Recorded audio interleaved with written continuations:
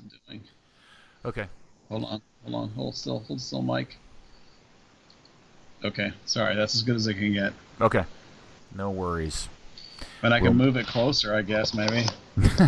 don't worry about it. How's that? It's a 1, 2, 3, 4, podcast. 5, 6, 7, 8, 9, 10. Yeah. Nobody's paying us for this. They're getting it for free. It's a They get free what they pay podcast. for. All 50 people that are watching. That's right. All right, everybody. Hello. Thanks for stumbling across yet another trial edition of Third Degree, the podcast. And we were thinking about doing this through the end of the 2018 season. We thought, well, there'll be several games to try out and see what kind of reception we get. And this may be the, what is this? Would be the penultimate episode because we may only have one more after this. My name is Peter, and I am transmitting from the stairwell at Toyota Stadium where Bobby Ryan's jersey once hung on the wall, and now it's missing. Joining me is founder and editor of Third Degree and good resource for all things FC Dallas, Buzz Carrick. Hello, Mr. Buzzard. Hello, Peter. I'm calling in today from the piano bar in La Manga, Spain, where coincidentally Bobby Ryan once serenaded an entire bar full of people from atop a piano. That Bobby knew how to entertain, didn't he? Yeah, he was a heck of a guy and knew how to have fun in a lighthearted way and get everybody involved.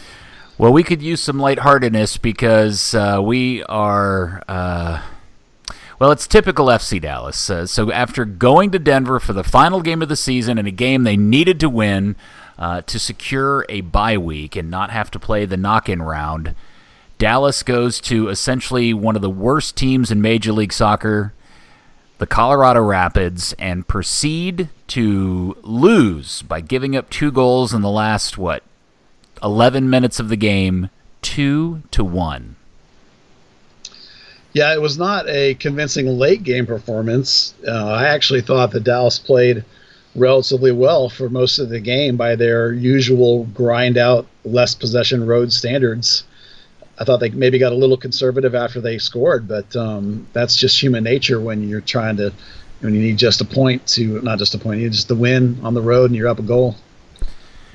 My one takeaway from this was, in some weird sense of irony, this ended up being almost the epitome, or maybe the best example of this entire season, in terms of a team that just continually found itself in these weird 1-goal grind-out games.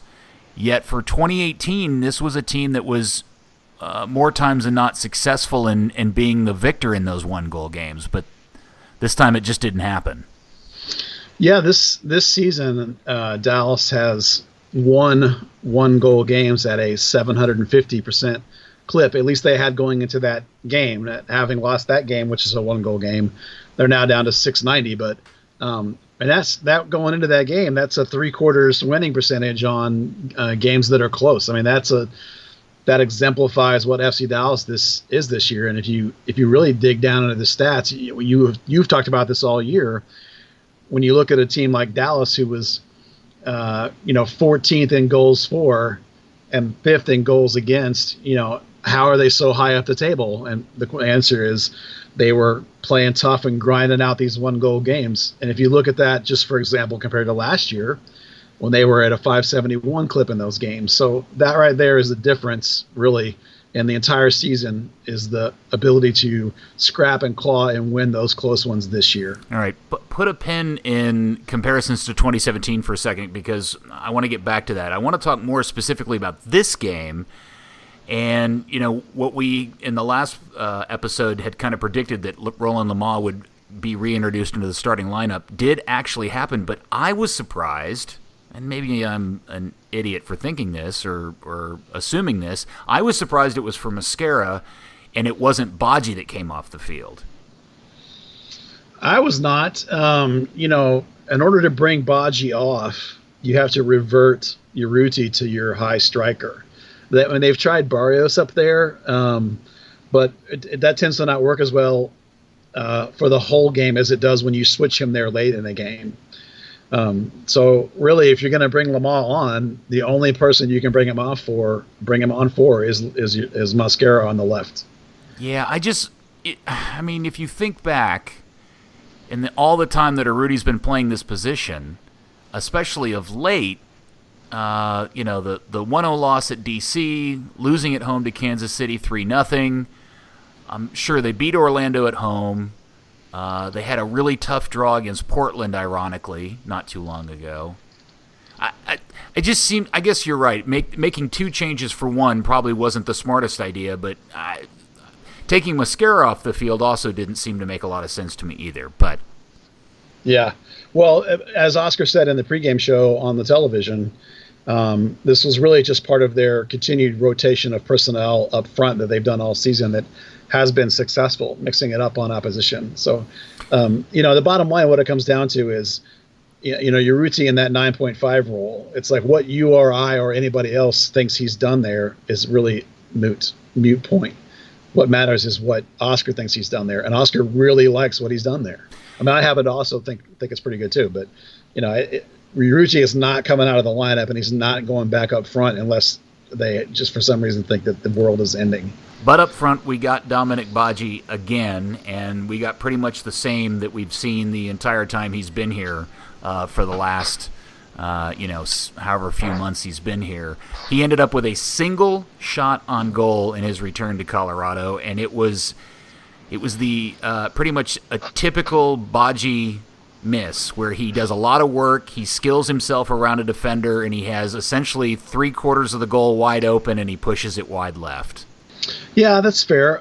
He did have the assist on Urruti's goal, but ask yourself, scoring aside, finishing aside, which obviously is what you want out of a 9. Let's not forget that, first of all. But outside of that, did you think he played better? I thought he played better this game than he has the whole time. And more importantly, what else can you do, right? So I don't know that they have any other options up there except going back to Urruti up high, and we've already discussed why I don't think that would happen. Yeah, as we've talked about before, I really felt like they would utilize Badji in terms of getting behind the defense, and they just didn't do that very much at all this season with him. And he's not very good at the other type of the number 9. Remember, there was this whole conversation. In fact, you were the one that pointed this out to everybody. Yeah. Hey, I know we're all expecting a target forward that plays with his back to goal, that can hold the ball up and help the wide midfielders and the wide, whoever's playing wide get forward. But there are other types of number 9s, and those number 9s are the ones that make runs in behind, and that's what Badji really is. But they never used him that way. And he's not very good at the other version of the number 9. In fact, he's not any better at it than Tesho, and he certainly was not anywhere near as good at that element of the position as Coleman was. But they were both equally really shitty at finishing. So, Yeah, I would 100% agree that Coleman is better as playing a high-line striker. I absolutely agree that Badji's best ability for them to use would be his over-the-top ability. Unfortunately, we've seen that work with Barrios late in games, but it doesn't translate when they've had Barrios up there early in games. So I don't know whether it's the nature of the way they play. I mean, my gut instinct is that because Dallas uses 2 holding midfielders, 2 6s, there's no linking player. There's nobody there that's looking to make that breaking pass. I mean, the best person at that on the team is probably Mano Figueroa. He does that pass. There's nobody else really in the back half of the formation that makes that leading over the top pass. Barrios certainly doesn't. Mosquera doesn't. Aranguiz tries to, but the one game he started, he tried like 8 of those balls and not a single one of them found anybody. Urruti doesn't do that ball either. So it's not necessarily Badji's fault that he's not getting these over-the-top balls played to him. It's on the rest of the team. And it may just be a question of not having enough time to mesh that together and figure out. I do think it's getting better. Like I said, I thought this was he and Urruti's best game combining. Maybe that's because they got a goal out of it. But even outside of that, just watching their movement together, I thought it was a little better. I mean, there are lots of other problems in this game than that. Well, the person that used to play that pass was Diaz. And obviously that was the primary bit of this team when they had Castillo on the left and Barrios on the right. Castillo made Barrios more dangerous, and Yes. Castillo created all sorts of havoc. Now, we all remember more times than not whatever happened in the box was mostly forgettable, but the journey getting to the box was always pretty exciting, right? Kellen Acosta used to make that pass too. Yeah, Kellen made that pass a lot too. Did not this year before he left. So ironically, when Badji got here, we lost both the guys who. Yeah. Well, Dallas doesn't play with an 8, and right now they're not playing with a 10. So, that over the top ball is going to be tough for them to get out of anybody, honestly. Yeah, just attacking it. What we saw yesterday is just more of what we kind of have known. Well, especially the second half of the season, but kind of felt in general overall about the attack of the team and how good or bad it was at particularly creating opportunities. And it was a frustrating game because I didn't get to watch it live. But when I saw the result, I thought to myself, I really don't need to watch this because I can almost predict exactly how this game went out, because it's essentially a carbon copy of so many other games that have happened this season. It just happens to be the result was slightly backwards from how most of the season went in these one-goal games. Yeah, the disturbing trend over the last 3 games for me is not necessarily how Dallas plays collectively. It's the little bitty breakdowns that have allowed the goals. Against DC, 2 guys failed to track a player. Against Sporting, on all 3 goals, you can point out to 1 or 2 specific little moments of letdown or little moments of flat-footedness, and then again it happened in this game twice. So it's not like they're getting beat by a better team concept or better talent. It's just little moments of letdown, and for that to happen 3 games in a row now is really worrying a trend. The one positive I try and spin it, I suppose, is that since it is just a tiny little letdown, if you can just pick up your focus and intensity just a tiny bit, maybe the playoffs will do that for you, then you should be fine. Okay. We'll see. Yeah, add that. That's a second pin I want you to put in for a little bit later. Because in terms of this particular game, and then in relation to the 2 previous games, you in particular have pointed out the failures of one player who really has been involved in a lot of the goals given up of late. And it's kind of depressing to say this because I'm his number 1 fan and president of his non-family fan club. But Victor really has dropped off in form of late and has had many of these really disturbing kind of like light switch off moments. Yeah, since he scored basically against Orlando, if you take away these goal moments, his performance has just been average. And in particular, in the DC game, he and Urruti did not track the midfielder who scored his first ever goal. Against Sporting Kansas City, on 2 of the goals, Ulloa made a tracking error and didn't pick up a player. And then in this game, on the first goal, he is late tracking a player who gets a free cross in, and on the second one, he just gets outmanned by Smith on the goal. Now, I don't want to pile on Victor Ulloa. I think the guy's amazing. I think he plays well above his talent level, and he does that by grit, work, effort, and tenacity. Well, these last 3 games, you could maybe say he was just lacking a tiny bit in that category, and maybe you could also say that about a couple other people too. And that's all the difference it takes when you're playing against teams in a parity league like Major League Soccer. All right, well, I don't really know if there's much else to say about the game in Colorado. I do feel some sort of indication that you and I tried to forewarn everybody that they're the most underrated nemesis this club has had in the 20-ever many years it's been. Somebody actually literally LOL'd at me when I suggested there was a very good chance Dallas could leave Denver with no points. Yeah. Well, it's not only is Colorado a team that wrecks Dallas's season every couple of years, but you just knew Kellen Acosta was going to be part of that. Yeah. And if you have any doubt about Colorado, please go look up the history of FC Dallas against Colorado. You will see that Colorado's knocked Dallas out of the playoffs maybe 5 times, including thugging them out of the MLS Cup when Dallas was clearly the more talented team. Oh, yeah. And they love to, even late in the seasons like this, they love to wreck Dallas's playoff position. So it's a common thread. Yeah, before we end commentary on the game, what'd you think about Kellen's performance? I thought he was fine. I was a little surprised that they've tried him. They've tried him all kinds of places. As a holding mid, I was a little bit I would have thought going in, boy, that's a little suspect. But then, Dallas doesn't play with a 10, so they don't have a linking player that's going to run through there. So really the defensive load on him in that position is nothing. So he was free to try and get forward and create like an 8, which is his best ability. And so I thought he was fine. I mean, I don't think he has any help at all in that midfield. In the first half, he was trying to do it all by himself. I don't think he's back to his USA caliber yet, but what got him into the USA team. But he did look better than he looked before he left here. I'll give him that. Do we miss Kellen? I think this team desperately misses an 8. They miss Kellen of 2 years ago. They don't miss Kellen of this season. He was terrible this season, coming off that injury and dealing with whatever he's dealing with in his head. Whatever made him ask to leave, that was keeping him from being the player that he needed to be. Now, he probably could have gotten there. I'm sure Oscar could have gotten him there. And this team really misses a connecting player out of the midfield, but that's for sure. Well, I don't think he's been much better for Colorado. He had a bit of a hot start in the first couple of games, scored a couple of goals, but he certainly has cooled off since then. And as a couple of guys who are big fans of his and have really wanted nothing but the best, we can all hope that maybe the offseason does him good. Well, he is getting better, and I thought he outplayed Victor for sure, and maybe even Grezzo yesterday, to be honest with you. All right, so next up, oh my gosh, this is so FC Dallas.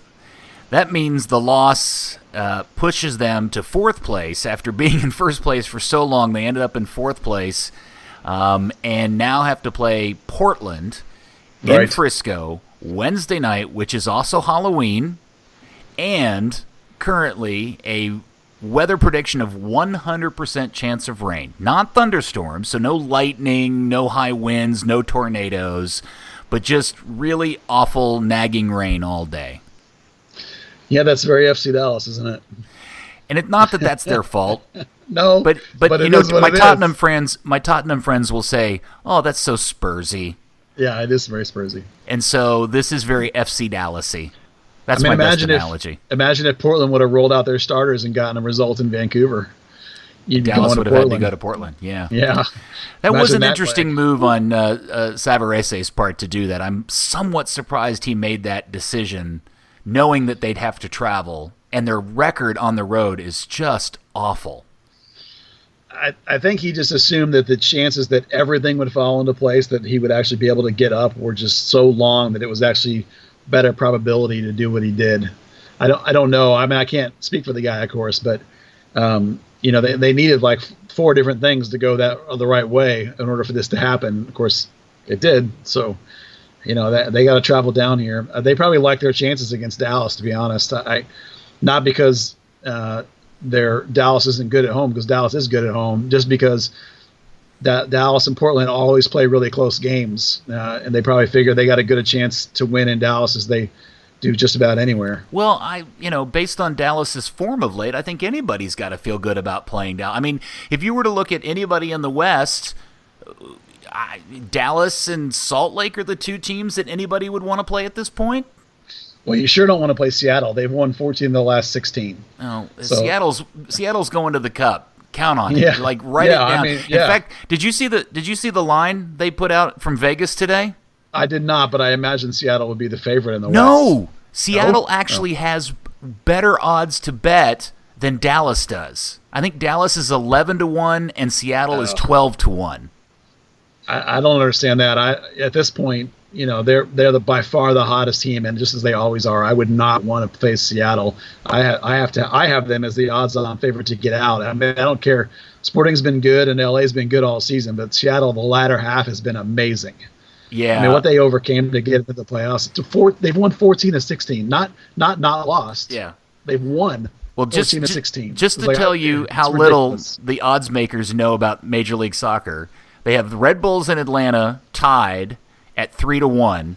They have LAFC at 10-1, along with NYCFC, and Sporting is 10-1. They have Dallas at 11-1.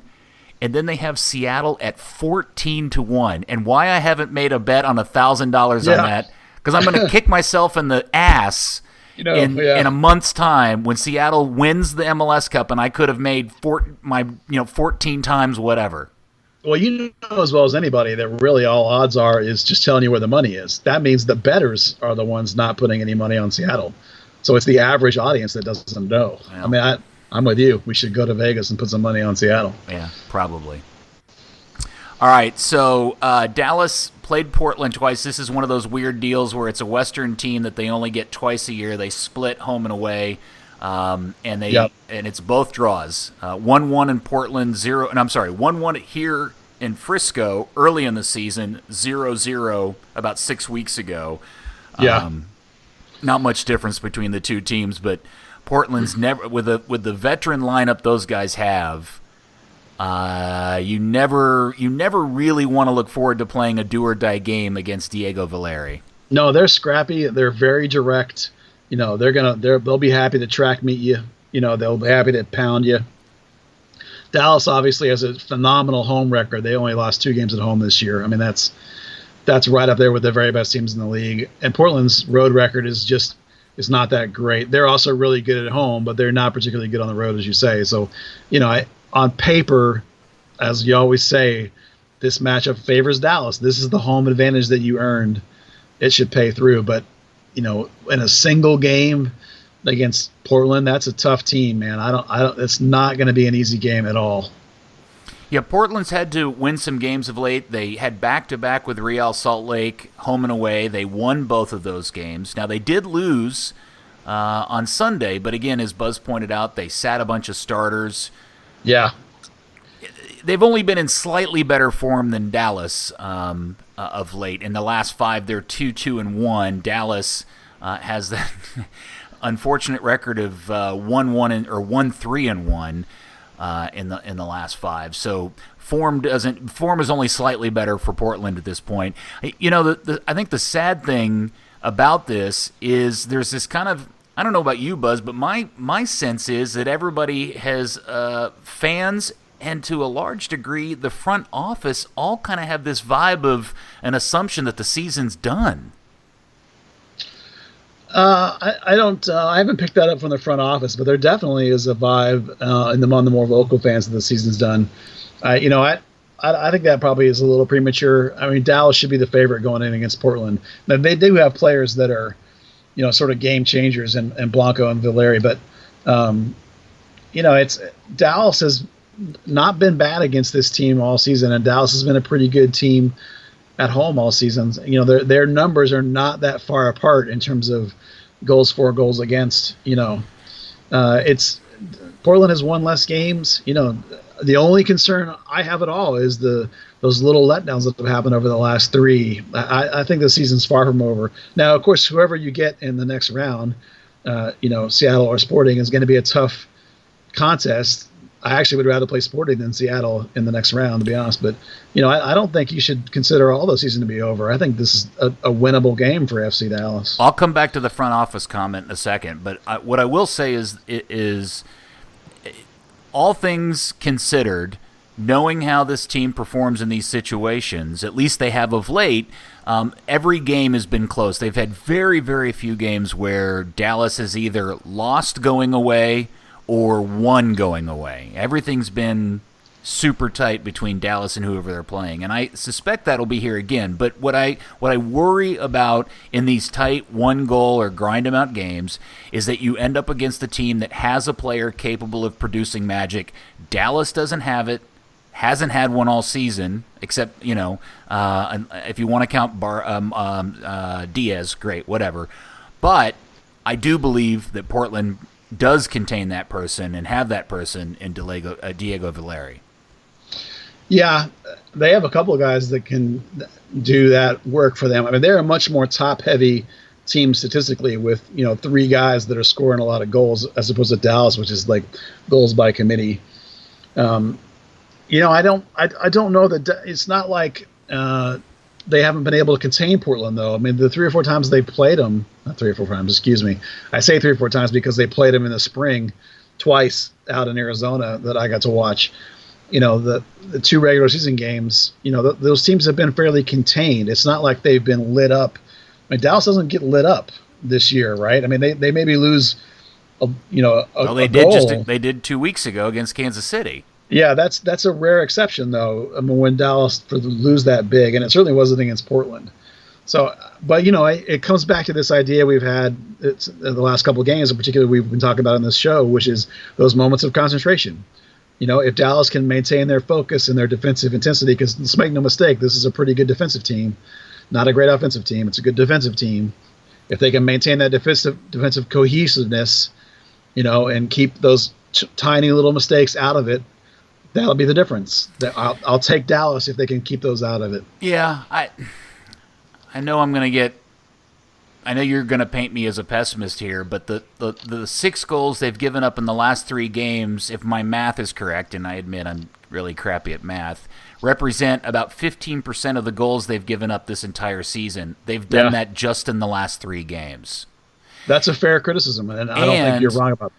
And this is going to take me back to pin number 1 that I asked you to put up earlier, which is making a comparison between 2017 and 2018. Because when we got to the midpoint of the season this year, and the team was sitting in first place and suddenly had a couple of weird negative results, man, there was a lot of pushback, both from Oscar and other people in the front office of stop trying to compare this to last season. This isn't last season. Hey, look, we've just beat Atlanta at home. Hey, we got a good win against Houston. See, it's all different.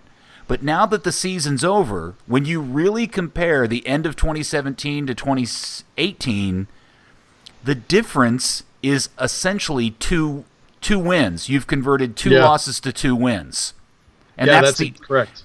And so just so everybody listening knows, the last half of last season ended up with Dallas winning 4, losing 7, tying 6. And this year, and I've stated this wrong, you've actually converted draws for wins.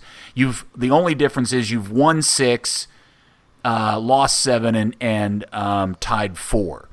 That's the difference between 2017 and 2016. And if you really want to hold 2017 as some sort of bar of awfulness, of like the worst possible ever, the last 5 games of 2017, Dallas actually did better. They won 2, lost 1, drew 2.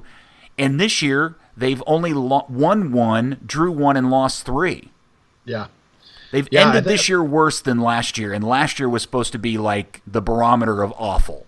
Yeah, the last 5 has been worse. That's true, and the first half was even better this year. So and if we go back to the first half, people will point at Diaz, people will point at Acosta, but Diaz only played half the games again, and Acosta hardly played at all. Yeah. So it's like the great first half wasn't Diaz and Acosta. It's interesting. There are losses, but they wasn't because of Diaz and Acosta. Right. And just for perspective, last year Dallas first 17 games 7-3-7. This year 10-2-5, which is actually the best start of first half of Pereira's career as a coach, as a head coach. Yeah, as a head coach, and that was one of the things that you and I were looking at today. And kind of we should publish this graph somewhere that we put together. But it takes all 7 seasons of Pereira's head coaching career, because there's perception that Pereira starts hot and then flames out at the end. But that the numbers actually don't prove that case out at all. Yeah, I mean, his last season in Colorado and his first 3 seasons in Dallas, their second half record was better than their first half record. It's only the last 2 seasons that they flamed out, in 17 and 18. And not to pile it on again, but really, essentially, this all comes down to players leaving in the middle of what kills you. Now we talk about how Diaz hardly played and Acosta hardly played, but if you're in that locker room and guys are bailing, last year when Urruti and Barrios got offers and then they weren't accepted, and so they kind of went into a funk. Season before that, Acosta left, and yet they still managed that season to get slightly better over the second half. So sorry, Castillo, that I say that, or did I say Acosta? But it's only the last 2 years that this horrible second half depression has happened, and so it makes me think that maybe we need to look at this team and figure out what's different. And I don't necessarily know what the answer is to you. That's why Oscar gets paid the big bucks and I don't. Yeah, we all agreed that last year's collapse, which took place over a longer period of time, was the byproduct of many elements. Yeah. This year, I think we can all agree that it's not that it's a collapse per se. It's just that this is a team that Oscar, in my opinion, had really squeezed every ounce of juice out of and had it running very lean all season long. And when we got to the final 6 weeks of the season, when all the other teams were kind of running at three-quarter speed and went, okay, now we really need to get going, they went pedal to the metal and suddenly started outperforming a FC Dallas team that was already maxed out. Yeah, we just had a conversation this week with Oscar about that, in the sense that Oscar only knows how to do things one way. And this is true when he was a player. It's true when he was a coach. Everything he ever does is maximum effort. So from the beginning of the season, it's every single game, we're going to try and be the best we could be the whole year. And if you're in a league where it's a single table and the championship's at the end of the thing with the most points, that probably is amazing. In this league where you, as much as anybody, will trumpet that MLS Cup is all that matters, maybe that's not the best way to go about things. Now, I think the guy's a phenomenal coach, and I think he gets more bang out of his players than anyone in the league does. But I think you're also dead on the money that they play the best. He gets the best that he can out of this roster the whole season. And as everybody else takes it up a notch at the end, Dallas is already high rev max they can go. And this is what you're seeing. I had you pin something else. Do you remember what it was? I don't. I'm sorry. Okay, well that's fine. You can edit that. No. I'm sure it's related to comparing seasons, and we've it was comparing to 2017. Now that you say that, that was the other. Okay, so we've covered pin number 1, pin number 2. And I know that I sound like I'm assuming they're going to lose, and I'm pessimistic Pete and pouty Peter and all that stuff. Right. One, that's the byproduct of 22, 23 years of being a fan of this team and just knowing that that's pretty much what you come to expect year in and year out. And we're a little bit jaded. Two, and this is going to step back into last year and a comment that was made towards the end of the season by Walker Zimmerman. And the comment was about the attendance issue kind of indirectly, which was, hey, we feed off the crowd, and when we go to these other stadiums and the places are full, it's fascinating, but when we come back to Frisco, and I'm paraphrasing here, he essentially was saying, look, it doesn't help us a lot when we walk out there and the place is half empty. And what I worry about Wednesday is that it's a playoff game, it's a must-win game, but it's Halloween, it's an 8:30 start, and it's raining. And if they walk out there and there's not even 5,000 fans in the stand, if you think their heads dropped in Colorado yesterday, I have a hard. We're going to learn a lot about this team. We'll learn two things, right? We'll learn if you want to take an accounting of what a hardcore fan base number is for FC Dallas, and you could do that for any team in this circumstance, frankly. Wednesday night will be that measurement. And two, we're going to learn if Oscar Pareja is capable of juicing up his team in a situation that may emotionally not, at least the atmosphere isn't going to provide any extra spark. Yeah, I think that's right on the money, actually. I agree that if the attendance is above 5,000, I'll be ecstatic. I just the confluence of events, the lack of time to promote this game, the lack of time to sell for this game, the fact that it's Halloween, the fact that it's going to be raining, it's a bad combo. You know, the one thing I will say is about the rain and the weather. Dallas does really good in those rain-delayed games, and a wet field does lend itself to Dallas's grind-it-out philosophy. But that's off point from the idea that they're going to come out to a small crowd on Wednesday. There's no question. Yeah, and I'll get back to my promise point about the front office. The difference is that as I watch social media today and all of those, everything that implies, I consistently saw fantastic marketing messaging from Seattle, from D.C., from other teams that are playing in the knockout round. I saw lots of really even teams that aren't even having to sell tickets for this weekend, right? I just didn't see any of that, and maybe I just missed it, and I'm willing to admit that, but I didn't see any of it from Frisco. And what I did get was an email offering me the opportunity to buy tickets in a package, yet they're the one club that won't offer a refund if they lose on Wednesday for that additional game that they wouldn't end up playing. And I thought that was really tone deaf and not handled really well. Yeah, I don't know. I didn't know that part. I mean, that does kind of make you question. I did notice that there was no like playoff hype video rolled out like a lot of other people do. Oh my God! Did you see the Seattle hype video? The Seattle one was really good. Yeah, I saw that one. That's not a video that Seattle decided to put together on Sunday. That's a video that team has been working on for weeks, and they were ready to roll it out as soon as the season ended.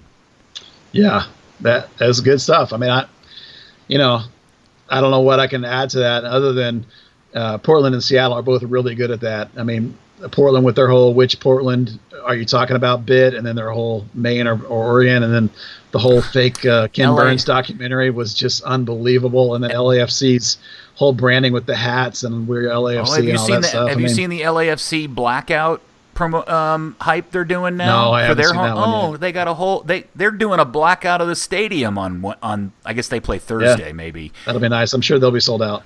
It's unbelievable. So, I know it's not anybody in particular's fault, and I know it is what it is, and you can only work with what you're allowed to work with, and so forth. But it was that, along with the result of the game, just kind of gave today as a Monday this weird vibe that everybody's just kind of like, all right, yet another FC Dallas season closes sooner than we wanted it to. One thing I will say about that is that I think sometimes Dallas fans in general, and this is not a shot at any in particular person, this is just collective Dallas now. The crowd here chases winners, right? And so in terms of the normal conception, though, they think winning in playoffs and winning in the version of Major League Soccer, winning MLS Cup as winning. It's one of the reasons why I try to frequently point out that if you look at Dallas over the course of, let's just say, Oscar's tenure, for example, they have the second most points in MLS over that tenure. They have 277 to New York's 288. And then down from there is Seattle at 275.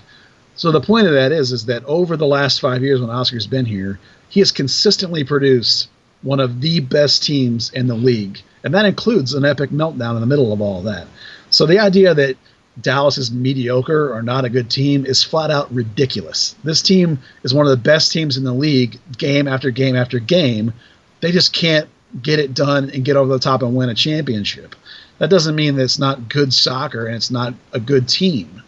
So, sometimes I think we get a little jaded and a little like, oh, this team is garbage, when it is clearly far from garbage.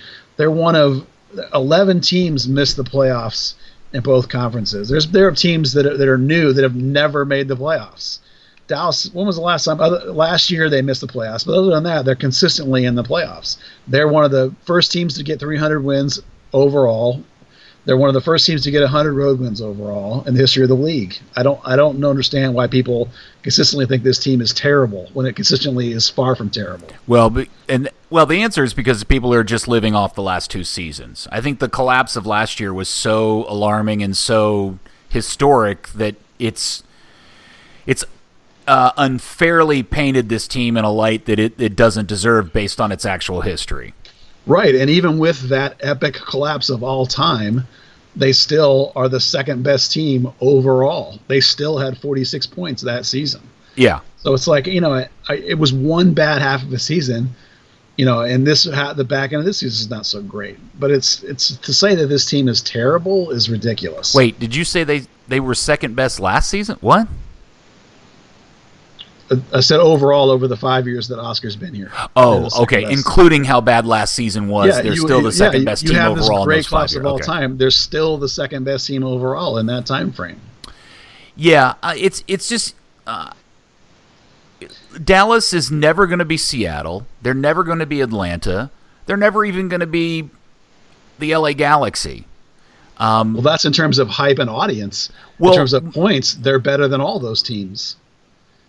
Right. They're ahead of Seattle. They're ahead of Portland. They're ahead of LA Galaxy. Atlanta's got 2 seasons that have been pretty good. I will give you those 2. But their first season last year, 55, is worse than every season for Oscar but 1.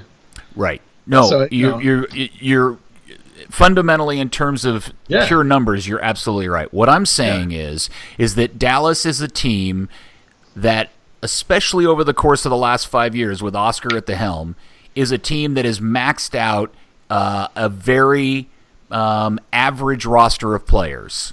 That's absolutely true. We've already discussed that. Right. And the other teams, the Seattles, the Atlantas, it's not LA this year, although they went out and got Zlatan Ibrahimovic, for Christ's sakes, and almost pulled it off, right?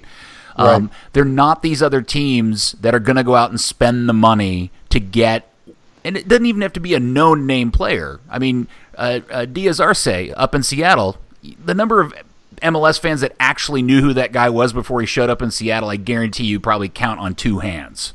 Yeah. He just happened to be a really good player, and they were smart enough to get him.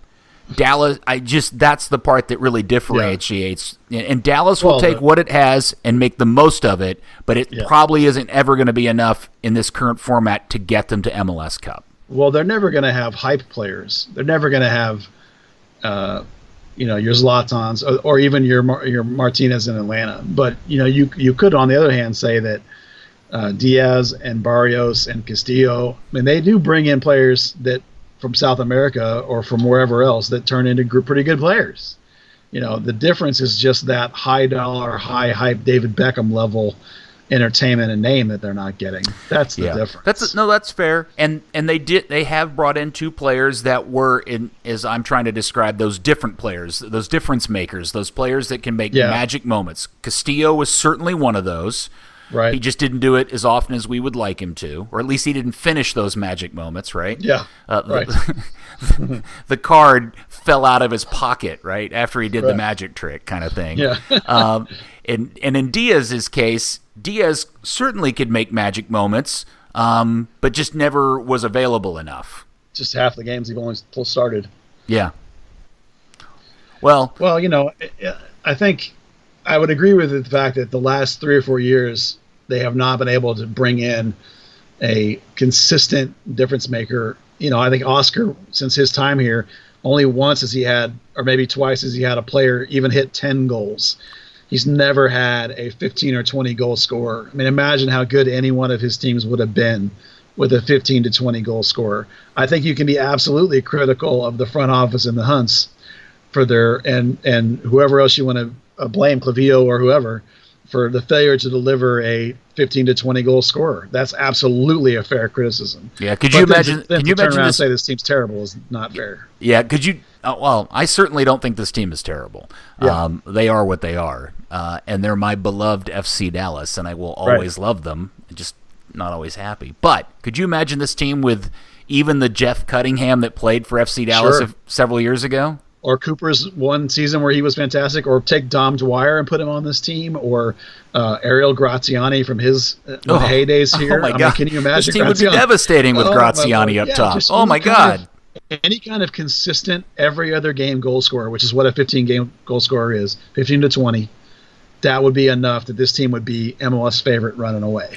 You know? Or in the conversation with New York and Atlanta. Well, I hope it's not our last episode, but I suspect here in the next episode or 2, we'll end up having a conversation about, at the end of the day, the greatest failure of this team in any way, shape, or form is its refusal or inability, or whatever you want to call it, to get that player for this team. It's a position that we've been talking about for as long as I can remember.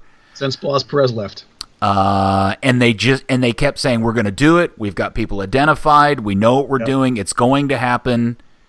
And then July happened, and they ended up with Dominic Badji. And none of us, I don't think any of us really ever thought he was going to be the solution, and he hasn't proven to be yet. Maybe he hasn't proven to be the solution, but I think in terms of a player telling them that he was leaving and a player asking him to be traded, I think Badji was about as good as you were going to get in return for Costa. But it's not like they had another 9 opportunity that they passed on all of a sudden. And if they did, that's my point. And even point. Oscar, when Badji came here, even Oscar said, in the long run, he's probably a wing for us. They knew he wasn't the answer as a 9, but it was better than what they thought it was worth a shot relative to running out Coleman again, who has been incredibly unsuccessful for 2 seasons. All right. Well, anything else you want to touch on? Any that I haven't pestered you about that you want to pass on your there's wisdom? A whole bunch of stuff we could talk about in terms of next year, but I think we'll save that for when the team is actually done in the playoffs. All right, I just think, I think Dallas has a pretty good chance this week to advance. I don't think Portland is great. I think Dallas is a better team, and I think the home field is going to be enough. Are you going to make a prediction? Yeah, I'll say 2-0 Dallas. I think they'll shut them out. I'm going to say 11-3 Dallas. Yeah, 11-3. Yep. Yeah. All right. Well, hopefully everybody will find their way to Frisco on a wet Halloween night, and we can all sit in one section together and share popcorn and enjoy their festivities, right? I will for sure be there with bells on. And a raincoat. Actually, I'll probably be in the press box, so I'll just my raincoat will be hanging up somewhere, but I'll be there for sure. All right. Well, don't forget your rubbers.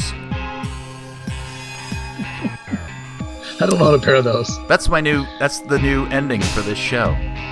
And don't ever forget your rubbers. Forget your rubbers. Yep. All right, Buzz. Thanks so much. Thanks for listening, and we'll figure out how many more of these we've got. It's Third Degree, the podcast.